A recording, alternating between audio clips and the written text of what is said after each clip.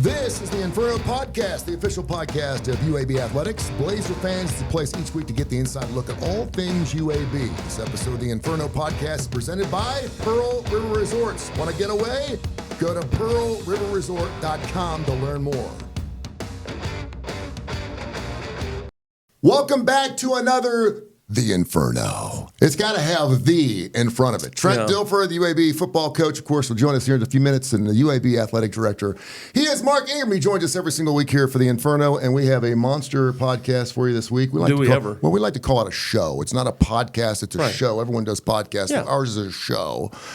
This week in Blazer Athletics, had a lot going on there. We'll get into the coach's corner a little bit with Coach coming up in a few minutes. A very hot topic, the live experience. Would you watch college football from a movie theater? Ooh. We'll get into that. Smoke them if you got them. LSU looks like they've got a brand new deal, and it goes up in smoke. We'll get into that coming up in just a few minutes. And, of course, all of it brought to you by Legacy Credit Union. Legacy Credit Union, the official credit union of UAB. We'll be right back with the Inferno. Are you getting sacked by monthly fees on your checking account? Trent Dilfer here, head coach of the UAB Blazers. Legacy Credit Union's everyday checking account can get you back in the game. No minimum balance, no monthly fees, and get paid up to 2 days early. Check out LegacyCreditUnion.com for more information and apply today. Legacy, the official credit union of UAB. Welcome back to the Inferno, as we're doing a little karaoke here on the show prior to Trent Dilfer coming in for his Coach's Corner. Going to find out everything UAB in just a few minutes. In the meantime, me and Mrs. Jones, the man, the myth, the legend, you like him, you love him, you can't live without him. He is Mark Ingram, the UAB Athletic Director. A lot going on with the UAB Athletics. So what's going on down there in the South Side? We had a great event this past weekend, Fan Fest at Legacy Pavilion. It was terrific. We had, I don't know, hundreds and hundreds of fans come out, kids getting autographs and pictures with our team and our coaches, and just a lot of fun. That pavilion is just fantastic for so many things, and that was another one. And we had a threat of rain, but we knew we were going to be able to work through that, and ended up being a beautiful day. But it was great to see so many fans out, ready, very ready for college football, which was a lot of fun. And then Coach hosted former players at practice that night, which was nice, and had a bunch of ex-players telling lies and how great they were and all that kind of thing, which is always fun, and eating a little bit too, which they're all good at. And really, really good time, and getting ready for kickoff, which is here very, very soon. It is game week. We are recording here on August 19th, and so it is game time, week 0 coming up here. And, of course, that game's going to be in Dublin, Ireland, of all places. You bring up something very interesting, though, too, because a lot of people just haven't gotten a chance to go down there and enjoy Protective Stadium and or the Pavilion. We drive by it all the time, but just talk about some of these great facilities, because a lot of people don't even know they exist. They go, what is that thing down there? And they've been driving by it for the last 3 or 4 years, but they don't get a chance to go down there and check it out. It's unbelievable. Yeah, the Pavilion is very much that way. People pass it on I-65. They're kind of, what is that thing? We get that all the time. Yeah, we also had last week a nice event down at Protective Stadium, a sponsor event, people that are sponsors through Blazer Sports Properties and are partners of ours. And I was talking to one of the new partners there, and she said, yeah, I've never been here before. And it's been there since 2021. She had not been to a game yet for anybody. And I didn't go to the Garth Brooks concert or the World Games or whatever. And I said, yeah, it's pretty great. And she says, she said, I had no idea it was this nice. I said, I'm telling you, it may be the nicest college stadium in the country. It is really, really that good. And so if you have not been, you're making a mistake. You need to bring your mama, bring your friends, bring your mama's friends, and you need to be there next week. And I'll say this, it has got a super flow, man. I love it. It reminds me a little bit of the old TED over in Atlanta, because you don't have to sit down for 3.5 hours if you don't want to and see everything you want. If you've got a family like mine that can't stay put for like more than 5 or 6 seconds and they just want to get up and walk around, you can actually watch the entire football game while you walk around with your kids. It's great. Yeah, and we call it a drink rail. That was intentional. So there's a little 12-inch that comes in handy countertop all the way around the stadium. You can walk all the way around. People just don't watch games the way they used to. People used to, I would go to a game with my dad, and it was like we'd go in the gate, we'd go to the bathroom, we'd go to the concession stand, we'd go to our seat, and we wouldn't move until the end of the game. And that's just not the way it is anymore. People want to get up and see their friends. Oh, they're over here, because they can communicate with their cell phone. Oh, I'm at the game too. You're at the game. Oh my gosh, they're in section R, and they want to walk around and see their friend. And And so the ability to do that and not miss the game is key. So it really adds to the social experience of the game, which is why you want to be there live. That's I'm glad you brought that up because right now, actually, I can add this third. There are two different ways to watch a game, and that is in person, of course, or on TV from your beast, from your recliner. Now there's a third way through this company called Cosm that we're going to get into in our hot topic a little bit later on. That's going to be pretty amazing. To see the UAB Blazers as part of this would be really, really cool. Yeah. Speaking of the devil, let's bring him in. Trent Dilfer joins us right now on the Inferno. Hey, come on, baby. Come on, baby. Let's go. Come on, hey, yeah. Right off the practice field. Here we go. It's like the Johnny Carson thing. You're invited to the couch, my man. Come on over here. We need to get a curtain. I'm not used to applause. Oh, no. That's good. You're good to go. How you doing, Coach? Everything good? I'm great. It is game week, man. I don't like week 0. I don't get that. They can call it whatever they want. All I know is there's going to be college football coming up on Saturday, and it's going to be in Ireland. But you've done that. You've been there. You've coached it. You've played it. You've done everything from the highest levels. You won Super Bowls. What's chiming inside your body? What's churning? How's the body feel right now? Are you eating well? Are you sleeping all right? Is the wife staying off your nerves? What's going on in the life of Trent Dilfer on game week? I'm doing good. I'm taking better care of myself, so I think that helps. Okay. You know, in my routine of working out and eating healthy and all those good things. So that helps clear my mind. As a team, more importantly, I think we're so focused on getting better every day. You know, we have such a steep hill to climb. We knew coming off last season, we had to get exponentially better in every area of our building. So the challenge every day is to go 1-0 in your department, you know, in your position group and as units. And we've actually done a really good job of that. Some people just say those things. Very few do them. We've been very intentional getting better every day at something. So we're just so locked in on getting better for tomorrow's practice. And we figure we stack enough of those up, and if practice is hard enough, then the game should feel easy, and it should be a byproduct of our preparation. It is such a funky, weird year. We're going to have 12 teams in the playoffs the first time ever. We got teams jumping from the Pac-12, the ACC, the AAC, the SEC. I mean, it's just crazy. Then, of course, you can undoubtedly say he's the greatest football coach we've ever had. Nick Saban's not going to be on the sideline for the first time in 17 years. It's just going to be kind of bizarre. And here you are in your second year. I want to get more into the Nick Saban aspect of it and ESPN in just a few seconds and kind of pull that curtain back on that part of your career. But I want to ask you about Zeno and what he's doing right now, of course, now up for the Manning Award. It seems like every week I turn around, he's up for another award, the Davey O'Brien, the Manning Award. Just talk about him, his health, how he's feeling, now coming into his senior year. Lights out, could be one of the greatest years any UAB quarterback's ever had. We're trying to get ahead of ourselves, but it could be exciting. Well, hopefully from a win-loss standpoint. You know, this comes up a lot with the media these days, and I'm very, and Jacob understands this too, like he'll be defined by his wins and losses, not by his yards. In college football, it's easy to throw for a lot of yards. If you're creative offensively, what's hard to do is win. You know, it's hard to win one-possession games where you drive your team down in the last minute of the game and punch it in to seal the deal. So we're very focused on developing him, and he's very focused on developing as a winner, and that's a style of play. Will he throw for a lot of yards? That depends on how defenses play us. You know, we want to run the ball too. So, you know, I'm very curious to see how teams play us this year offensively. I think he'll be very efficient. He's had an incredible camp. I think one of the reasons these award nominations are coming up is because we've had 85% of the NFL scouts come through during training camp, and scouts talk. You know, that's a lot where the media does too. The media will talk to scouts, say, hey, we don't know anything about UAB, Jacob Zeno, what's it look like? And they're like, dang, we just watched a day of practice. This kid's a machine. So he's had a very, very good camp, things that he was already good at. The challenge to him was we used the 80-20 principle. Invest 80% of our resources on the 80% he's already good at. So we want to take from good to great in the things he was good at, and he's taken on that challenge. He's become great at some things. And then devote 20% of our resources to the 20% he needs to improve on. And that's not a lot, but there's things that he could get much better at, and he has gotten better at those. So we'll be more diverse offensively because of him. Our player, he's grown as a leader. Our offense has run more efficiently because he runs the show. So there's a lot of good things coming out of camp. Something that's very He's hard to got to do. be like a lot more confident too. He was confident in his ability. Now he's confident within his ability in the system. Yeah. You know, and I hate using that term system. We don't run a system. We just He's not questioning himself on what to do on this play. And he's got mastery. You know, we're huge quiz test takers. It's one of my core values in coaching a team is you have to constantly quiz and test them.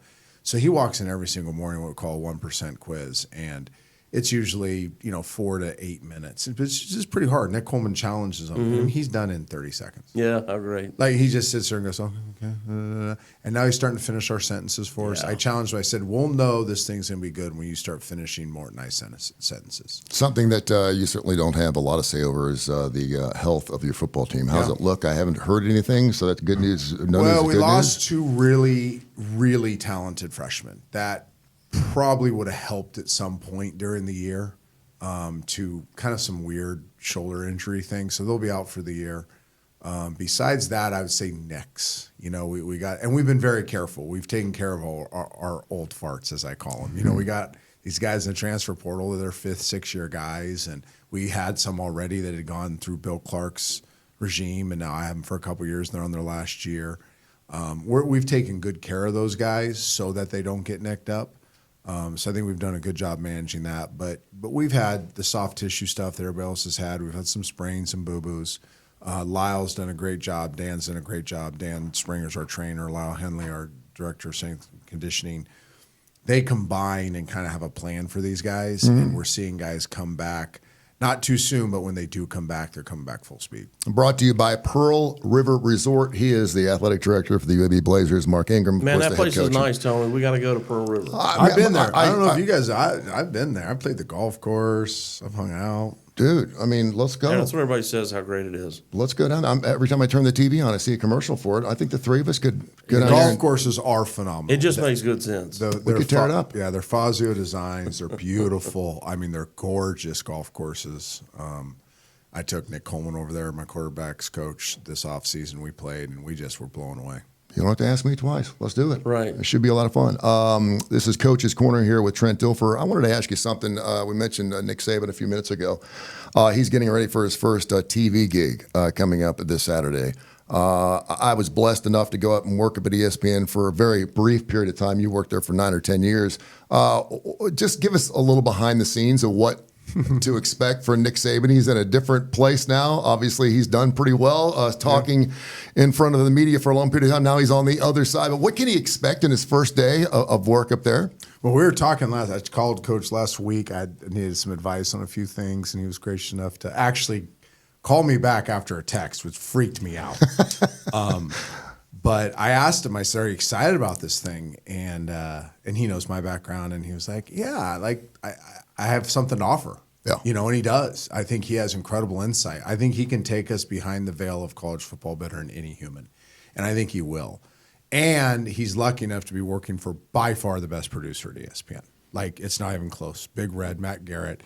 They call him Big Red because his head mark is literally twice the size of mine. He's got the largest head of any human. He'll be giggling if he listens to this. Joey and I worked close with him for years. He produced me on a bunch of different shows. You have red hair? Yes. Perfect. He is fantastic. He's the best. And he will coach up. And Coach won't be part of the bad side of ESPN. Matt will shield him because he doesn't have social media. Coach doesn't. He won't have to deal with that piece of it. I don't think they're going to try to micromanage him. I think he'll have very much a Pat McAfee experience where they're going to kind of wind him up and let him go and by the way, Coach's class, he's not going to mess anything up, but he's going to take us places that some people don't want to go. And ESPN and Matt Garrett will allow that. In fact, they'll stimulate that. What I don't think people realize is how difficult it is to do television early on. It is. It takes a while. I mean, I went to Xavier University, and it was one of the greatest communication colleges in the country. And kids would be going to school 7-8 years to become a radio disc jockey or on television, and they just couldn't get it. I'm like, you can't go to school to become a TV person. You either have it or you don't. You have it, and I think Nick Saban does too. Yeah, we can do a whole pod on that. I think that what I learned was, at first, when you're trying to be something you're not very good at it. You could learn the X's and O's of TV and do it systematically and still suck. Yeah. Right? The gift is being you within the X's and O's of TV. You get a 12-second rap call, and you still have a minute of information to give out, you need to turn a minute into 12 seconds to still make sense and still be you and not just be like you're reading off a teleprompter. That's the other thing, too, is people think we're reading off teleprompters. No. That's just the anchors. Nothing's on teleprompter. I mean, these are sometimes you use a note to reference, but a lot of times this is stuff that you've spent the whole week thinking about. So you got 9 ways of saying one thing depending on the flow. And then I think the best TV when I was part of it, and my favorite, and whether people liked it or not, was Steve, me, Ray, and Stuart or Susie. And that became a conversation that others were allowed into. And I think if Coach learns that, he may be the best person on TV. Because look at why people like McAfee so much. And he's incredibly gifted, but they're just having a conversation in the studio, and people happen to be watching it. Yeah. And if they can turn that college football set into that magic where just a bunch of dudes are talking, we're just having a conversation, drinking some beer, hitting some dirts, right? Yeah. And the fan gets to turn on the TV and go, wow, I get to look in on their conversation about college football. That's the magic. The problem is you need everybody on the set to buy into that. And you don't need the one-shot dude. You don't need the guy that goes, okay, I got this big comment. Give me the one shot. And he stares into the camera. And then that's the problem is we end up working with those people. Mm-hmm. And like 2 of us want to have a conversation, but homeboy wants to do the one shot every 45 seconds and he jacks up your whole show. That is hilarious. And I think that's where Coach, when he learns it, he'll look at that guy and be like, yo, you ain't doing that. No. Like when Nick tells you to do anything, you do it. Yeah. And I think that's you don't know what you're talking about. I think that's something that Pat McAfee's done a really good job at too. Because I mean, he first came on, it was like, oh gosh, where's it going to go? And he really understands the intricacies. And of course, with his own TV show, I got a chance to go up there back in 1991, I guess it was, for about a month and a half, and work with Doug Gottlieb and Sean Salisbury. And Gottlieb and I did a ton together. Yeah, and I can remember I was pulling in, and my flight was late. And so our show was from 6 p.m. to 1 a.m. was college game night, and it was 6:30. And so I'm assuming I'm going back to my hotel, and they took me straight to the radio station and said, "You're on." And I said, pull the car over, and I puked all over the parking lot.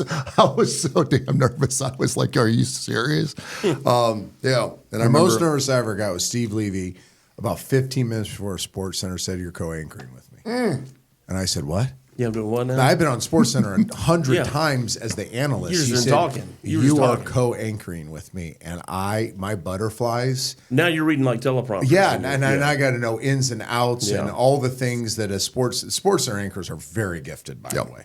And I was so nervous. He looks at me right before we hit, hey, you're on. You know, they get in your ear and say, okay, we're live. He looks right before me and goes, you can't mess this up. And it's just everything. He goes, I'll take care of you. Yeah. And he did. He just babysat me through the whole thing and teed me up when I needed to be teed up. And I got done. I felt like I was a SportsCenter anchor. That's awesome. Today's Coach's Corner brought to you by Pepsi and Aviva Health. And, of course, the fine folks at Pearl River Resort. Go down there, check it out. Go to the Dancing Rabbit. Maybe you'll see Mark Ingram and Trent Dilfer and Tony Kurre rolling the bones. If you're looking for me, I'll be in the woods. Yeah, but we'll be hitting bombs. All that matters anymore in golf is just hit as hard as you can. Yeah, the pro golfers have it so easy, though, Trent. They always hit it right down the middle. They're always playing from the middle of every. Like, I've got my club. I'm hitting left-handed with a right-handed club. I got my foot on a tree. Like, they don't have any idea what I'm dealing with. You're basically Van Gogh of golf. Like, you're painting a picture with where your golf ball goes. Yeah, you're not linear. It's so simple for them. I just don't understand why they think it's hard. It's hard for me. Their game is like nothing. I think who was it Chuck the Hitman Hyder, the guy who used to have a golf club that was like 30 feet long, made out of rope, and he could hit golf balls and make golf balls kiss in the air. He used to do the Regis. I haven't seen that, but I'm sure it's I know cool. exactly. He was a trick guy. Yeah. And I'm like, and he could actually get 2 golf balls. He could get a 7-iron was the most versatile. He goes, I get 11 yards out of it. I get 111. I get 211. I get 300. He got 311 yards out of a 7-iron, and he can make 2 golf balls kiss in the sky. And it's like, you're so good at that. Why aren't you on the tour? Yeah, why can't you get? And he said, I have been. He goes, but Tony goes, the difference between shooting a 75 and a 72 is the reason I'm not. He goes, I could shoot 75 all day, but I cannot shoot a 72. That's why. I can't make a 2-foot putt. If we ever want to do golf, I got a million golf stories. Golf stories. But they'll probably be boring. Right? Can't wait to hear it. This is the Inferno. Of course, you can check us out, UABsports.com. We're everywhere you get your favorite podcasts. Of course, you can also hear it on Tony Kurre Radio. Happy to have Mark Ingram on for the last couple of years in the UAB Director's Chair show. You can go back and listen to as many shows you want. Of course, Trent Dilfer and Andy Kennedy will also join the show a little bit later on. The second best looking bald guy. there you have it. Athletic department. There you have it. I wanted to get into something I thought was really interesting. There's two different ways you can watch a football game, and that is, of course, go see it, or you can watch it on television. Back in our day, I'm not going to do the old man on the front porch, but I will tell you there were 2 or 3 games that were televised, and one of those was a PPV, and then that was it. You had to listen to the radio. Now you can catch every game you want on television. We know that. There is a brand new company called COSM, COSM, that was part of the Las Vegas Sphere. I don't know if you've been out there, you've seen this thing. It's unbelievable. It's unlike any type of production or access you're ever going to have as far as going to entertainment. So what they're doing now is they're bringing the game to the students. Remember during COVID, ACM and all these movie theaters were losing their butts because they couldn't sell tickets. Yeah. And so they decided they're going to start showing college football games, i.e. Taylor Swift has her concert, the New Era thing, and it's made billions of dollars. And so they're showing that.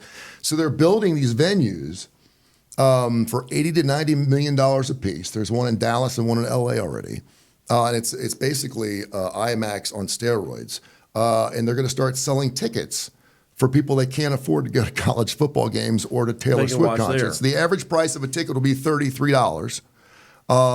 Do you think that's something that will fly? Will people do that? I mean, we're already going to B-dubs and other places to watch games, and I will say this, I do love the comfort of my chair, but to be around a room full of people that are on the same side I'm on feels pretty doggone good too. But I just want to get your thoughts on that. Is that something will fly? I think it will. I think people have shown that if the experience is a good one, they'll attend, right? If it's nice, if the access is easy, how hard is it to get there? How hard is the parking? Is parking simple? Do they have good food? What are the other things that come with the game? Yeah, can I get a beer? Can I, and yes, I can, but I had to mortgage my house to get it. If it's affordable and it's really nice, I think they'll have a ton of people do it. Yeah, I think it's a great idea. I hope it's not too close to the stadiums. Right. I hope it doesn't affect ticket sales because there's nothing like the pageantry of college football. In person. So I'd hope it doesn't take away from the pageantry of college We see that now, though, right? Outside the Super Bowl, they've got big screen TVs and people are standing outside just to be. I mean, the tailgating aspect of the game is as good as the game itself. I never thought anybody would watch on their phone. Oh, yeah. Yeah. I mean, a ton of people are watching games on their phone. If they're traveling or whatever. Oh, yeah. When we're traveling after the game or whatever, we're on the bus, we're an hour to the airport. Yeah. I'm watching. We all do. My little screen. The whole bus is full of it. Yeah, I remember I used to to ever do that. go when I was retired in Austin. I'd drive up to Fort Worth to watch my middle daughter play at TCU, and I'd have my wife drive so I could watch college football. On my iPad. It's crazy. Never thought I'd do that. Yeah. It's kind of crazy. Finally, here before we wrap the show up, and of course you can hear the show wherever you get your favorite podcast. Please enjoy it, support it, because money does go into the show, into the collectives for NIL, so we greatly appreciate that. Another way to make money is perhaps getting business with a cigar company. It's gone up in smoke for LSU. Normally, we tell people not to smoke because we're trying to get off the vaping thing. In the meantime, LSU is now in bed with this company called Buc-ee Brothers Cigars, for the first officially licensed LSU-branded cigar.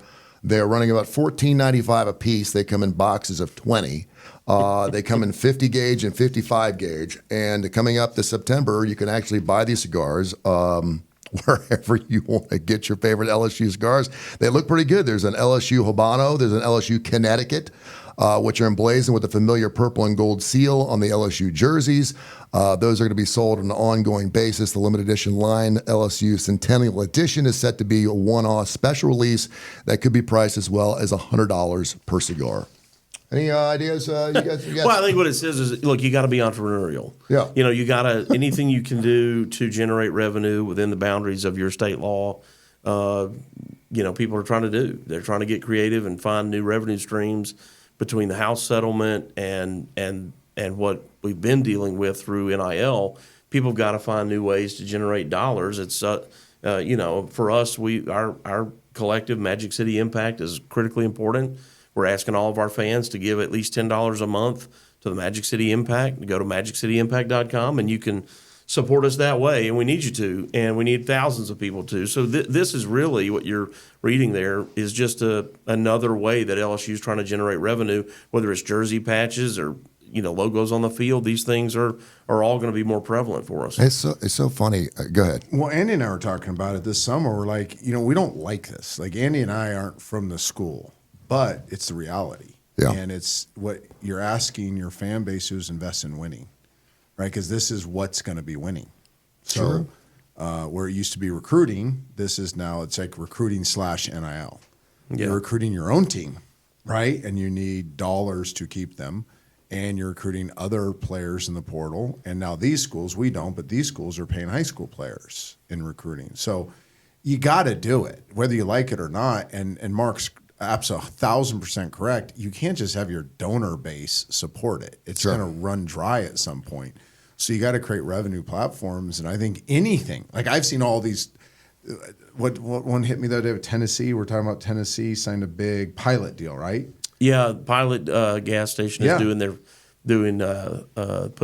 logo on the field. Yeah. Which is massive. But it's anything. You got to find anything to generate revenue for your athletic department, not just your teams. Yeah. Otherwise, you're not going to have a chance to win. Yeah, Keith Urban show up at a Buc-ee's. Maybe you could get Keith Urban to come down and. I've always wanted a Buc-ee's deal. I'm going public. Like I'd turn down a lot of things if I was offered a Buc-ee's deal for free beef jerky and dried mango. I'm in.